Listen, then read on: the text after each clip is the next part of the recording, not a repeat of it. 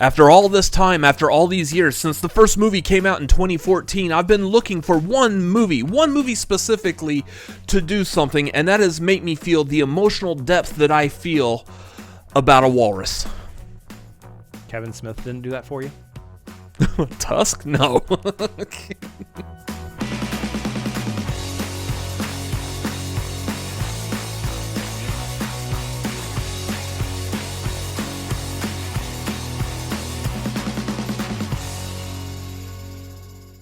Welcome to the Cinefanatics. My name's Robert Adams. I'm Chris Adams. And today, we've got a spoiler-free review, finally, for Guardians of the Galaxy Volume 3. I say finally because I saw this like at a press screening the week before, and I've been kind enough to wait until my brother got a chance to see it when it got released to do a full spoiler-free review. I've been sitting and wanting to talk to him about this movie for like an entire week, and it's been eating at me. I do love that you say finally, as if we're doing this any differently than any other movie that comes out on a Thursday night.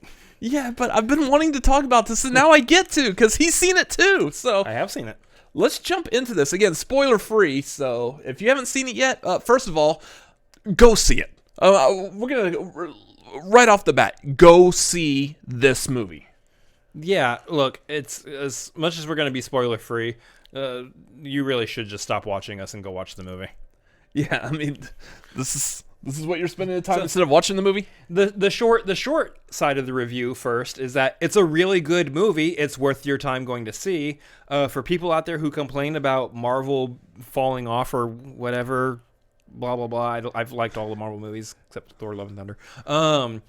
This is for those people. This is definitely the return to form. This is back to the trajectory that was left seemingly by Endgame. For all the rest of us, it's still good Marvel. Yeah.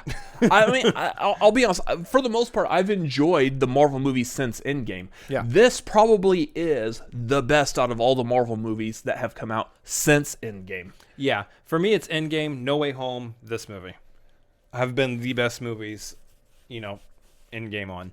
But the fact of the matter is, it's a really good movie. You really should definitely go see it. That is our opinion. That's the end of the review. Have a good night, everybody. Let us know your thoughts and opinions down below. Hit like and subscribe and follow us on social media. Anyways. Now, to carry on with the non-spoiler review and actually give actual thoughts about the movie. To prove that we have seen this damn thing. We're not just saying that. Where's our money, Disney? Here's the thing. The story, very emotional. A lot of people have said this, and it's very true. The most emotional story probably in the MCU as a whole. Yeah. No, I mean, like, all the Marvel movies have emotional moments in them. But yeah, this one is the most of all of them, it seems. I'm not someone who's very susceptible to strong emotions in a movie like this. Your heart is a black hole. And I've seen this twice now, and both times I was tearing up. So, if that tells you anything. Yeah, there's once I was like, I think I'll be able to, okay, I know a lot of people talking about this is emotional. I think I'll be able to hold it. There hasn't been moments of emotion yet. And then the emotional beat happens, and I'm like, yeah. Yeah, you go straight into ugly cry and just, yeah.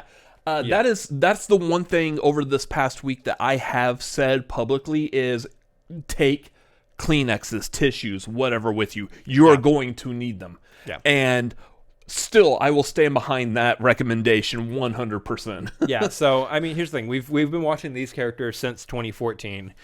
We've been with them through now 3 Guardians of the Galaxy movies. And a Christmas special. A Christmas special and Infinity War and Endgame.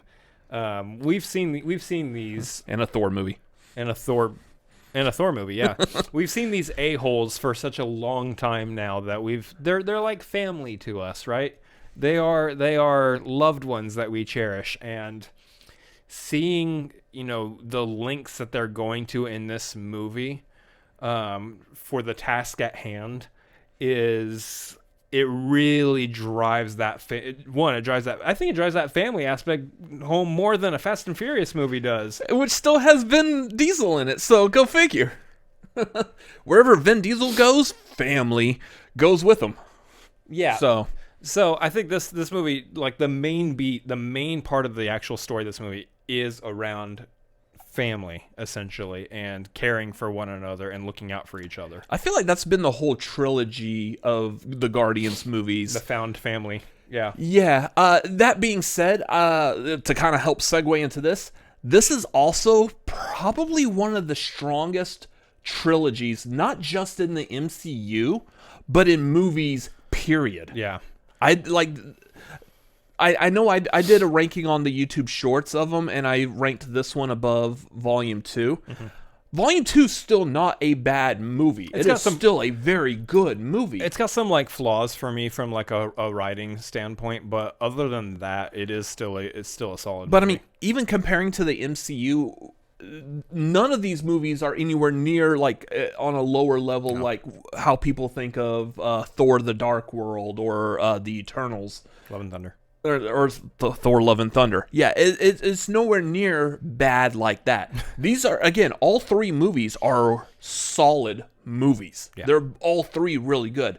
And again, I don't know of too many other trilogies out there that have been solid all the way through like that. A big part of that for this movie also is we have a villain here who actually is a very like intimidating villain, not in a physical sense like Thanos. If we're tier ranking villains here, Thanos, top of the food chain, that we've seen so far. Basically, this villain isn't a giant physical threat to all of life, but he is a very moral threat, and he's a very personal threat with Rocket and with the Guardians. So he's very effective. He's a very effective villain, and it's overall just a really solid story from the villain aspect.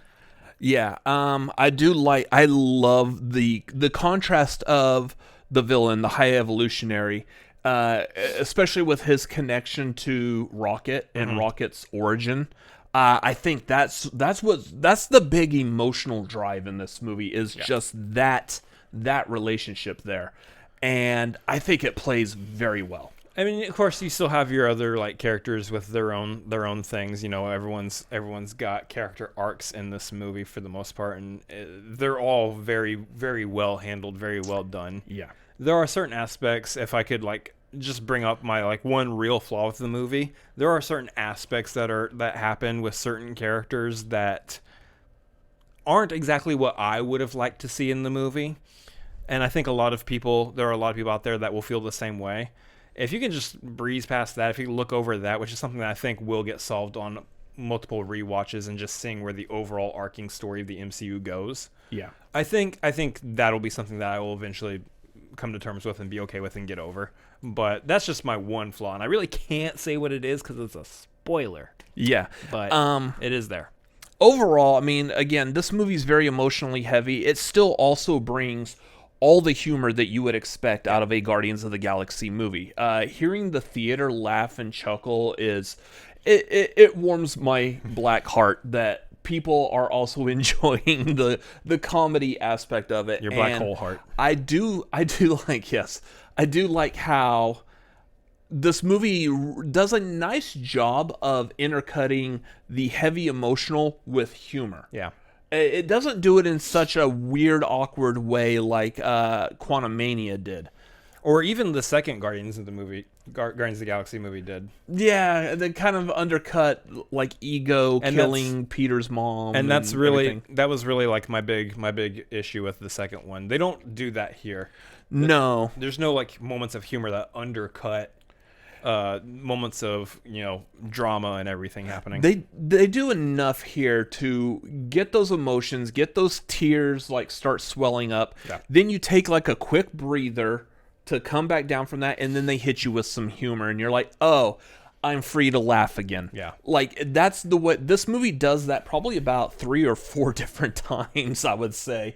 And I love the way they played that out. Yeah. They're messing with your emotions, but they're doing it very intelligently. Also, should be noted in the humor side of things, first F-bomb in the MCU. Yes, so there is the first official clearly heard, because I know a lot of people are like, well, what about like the Netflix ones? I'd never really heard an F-bomb in the Netflix shows, but some people say could have sworn that they heard it. No, it's 100% clearly heard in this movie. and it's hilarious. It's funny, but I'm still a person funny. of the mind like It's funny. You've had Samuel L. Jackson this whole time. Let the man That's part of what makes it funny. Who is like known for like pretty much copywriting the MFer word. Let him throw the first F-bomb. That's part of what makes me enjoy it so much is that like it comes out of nowhere. You just used it in this way over here instead of using it in this way over here. Yeah, absolutely. It comes out of nowhere, and then everyone just continues on, and you're like, well, all right, that happened. It's so much fun. Yeah, it is funny though. It is a very funny use. But that being said, there are moments that definitely I know PG-13 movies are allowed their one F-bomb or whatever, more or less. There are moments in this movie that definitely do push the PG-13 rating a little bit stronger than really any other MCU movie has done. So I said before, I think I told you after seeing it the first time that I believe this is probably the goriest of the MCU movies so far. And it's like, after watching it again, it really is just one shot. It's just one shot, yeah. There's just one really grotesque shot in this, and then you're like, oh, okay. Overall, like the humor, the actual story, it's all balanced very well. Mm-hmm. And then of course, just the different risks that James Gunn as the director takes on this one, because obviously this is like his baby. The Guardians of the Galaxy is his child. He loves them. He loves the entire franchise. And I definitely see there's some moments in here where he's like, all right, I'm going out with a bang on this one, because it's unlikely that he's going to come back to Marvel and kind of direct any more Marvel movies at this point, just because of his position over at DC. It kind of seems kind of weird, not necessarily a conflict of interest. It just feels kind of weird to do. There's definitely moments where he feels like he's going out on a bang with this one, though, especially like different kinds of shots and stuff that are done in the movie. Yeah. Those are moments that just feel like I want to try some things different with this one. And he does. And so that's also been a thing with Marvel movies lately, is a lot of people talking about the special effects just not being that good. I know like a lot of people were complaining about, like, say, for example, MODOK in Quantumania. Yeah. I had issues with how like the suits, the flight suits looked in Wakanda Forever, whether it was Riri's suit or the suits that Okoye and Anika wear. Yeah. Just, they looked Power Rangers. They looked like plastic. They didn't look like something that, like, comparing it to Iron Man's armor, which is what it's supposed to look like. I don't think there was any visual effects issues in this movie. No, this movie I feel like was pretty flawless on all visual effects. Yeah. And that's been a standard throughout all the Guardians movies. Not once have I ever felt like that a walking, talking raccoon was not actually there. I actually feel like Rocket is a living creature that is amongst all these other creatures, including like a giant talking tree that only says, "I am Groot." But, I mean, I feel like all of these have been there, and, yeah, the effects are still very solid in this. Yeah. But, yeah, like, stuff like that. There's one particular shot in this movie, a big action scene that is, like, it's one of those one takes. And it's so good. The way it's filmed, it is filmed, like, in a hallway on a camera that's basically going on a fly back and forth while turning and pivoting and stuff with like this like fisheye lens on it, and it's so good. I feel like we've seen like the kind of action that you see in that scene in Guardians movies before, but this time it's not cut, it's longer. Obviously it is cut. There's some cuts in there, yeah, but the way it's presented is as of a one take, and it's fantastic. Yeah, it's probably one of my favorite shots of this entire movie. Yeah. So yeah, I love that. And that's a shot, I would say part of what helps make that shot is it's supplemented by the music that's playing.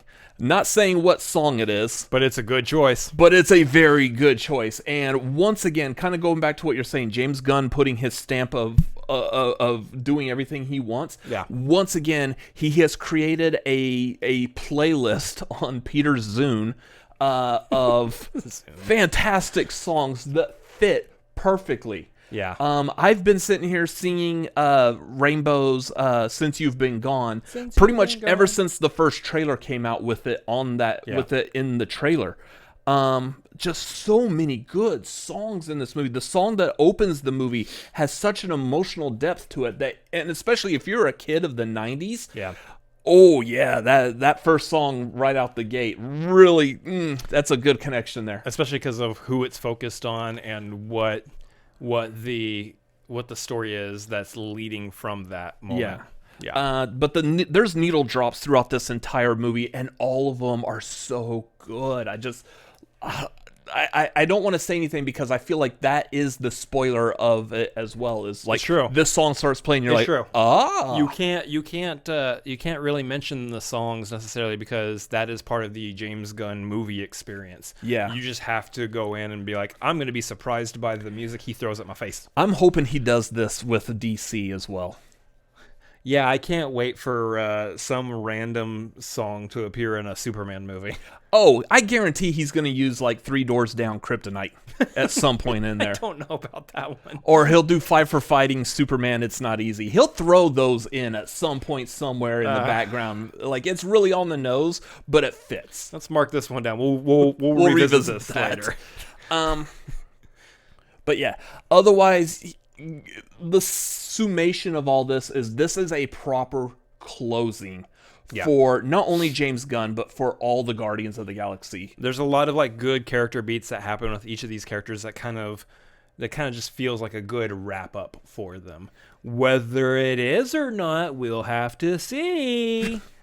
No spoilers, but it does have, like, from a story perspective, it feels like a good closing of a story for many, if not all, the characters. I'm very satisfied with where all the characters are at by the end of this movie. Yeah. And what they may or may not be doing going forward. Yeah. I think it was wrapped up perfectly. Nice and neat, tidy little bow. My takeaway, the only thing I would say negative, and this is kind of what I was hinting at if you saw my immediate out of the theater reaction, is I did have some thoughts, a little bit of a negative, and that is I kind of feel, and this might be like your mileage may vary because of how I am watching movies with my ADHD. The flashbacks to Rocket's origin, so to speak, I feel like those kind of like take you away from like following the main story, because those are, again, that's where a lot of the heavy emotions in this movie come from, is Rocket and his origin. And I feel like those kind of cut into maybe other moments and other stuff that we're wanting to see the Guardians do to progress the story forward. But I understand that we need to do those cuts, those flashbacks. Yeah. Otherwise, the rest of the movie does not hit that emotional flag that it's trying to hit. You got to have those story elements in there. Obviously, your issue is just how it was implemented. And yeah, that's a situational thing. That might be something that bothers you. It might not. It didn't bother me. I thought it was perfectly fine. So mileage may vary. It could bother some people. It might not, depending on how you deal with like flashbacks being thrown in the middle of movies all the time. Yeah. But otherwise, very good movie. Very solid. Very solid movie. Go check it out. Check it out as soon as possible so you get that full theater experience, because I feel like that heightens your overall experience with this movie. Also, it keeps you from being spoiled if you see it sooner rather than later. That too, because there's going to be a lot of spoilers that are probably going to be leaking from this. So, yep. Anyway, if you're a big fan of Rocket Raccoon, you should go see this movie. I feel like that's my one like little final stamp on this. Yeah. Great movie. For me, it's one of the more solid Marvel movies as of late. And I still like pretty much all the Marvel movies. Thor, Love and Thunder. But this one is definitely one of the more solid ones. For me, solid 9 out of 10. Yeah, that's what I was going to give it as well. It gets that 10 out of 10 if it just did the one little thing I wanted. But again, it might be a 10 out of 10 later for me. I'm gonna go with a 9 out of 10 as well, just because like it could with those flashbacks it could have flowed a little bit better for me. But that might be a thing with me and not necessarily a negative about the movie. But that's just my opinion. We're literally talking about the minorest of gripes with the things that we have against this movie. It's otherwise, again, 9 out of 10. It's otherwise a fantastic. This movie's so good. I need to find something to complain about. Yeah. We're just grasping at straws here, honestly. Yeah. So, Anyways, that's going to be our review. Again, what did you think of this movie after you've seen it? Let us know down below in the comments. While you're down there, make sure you hit that like button and the subscribe button. We're doing some great things on this channel. Please come join and be a part of this. Also, follow us on social media. We are at The Cinefanatics on Twitter and Instagram. You can follow me personally at Robert Adams MLP on Twitter, Instagram, Letterboxd, and youtube.com/@RobertAdamsMLP. And you can follow me at Chris Adams MLP on Twitter, Instagram, and Letterboxd, as well as twitch.tv/ChrisAdamsMLP. Anyways, that's going to do it for this review. Thank you for watching. And yeah, we'll see you a-holes later. Bye-bye. See ya.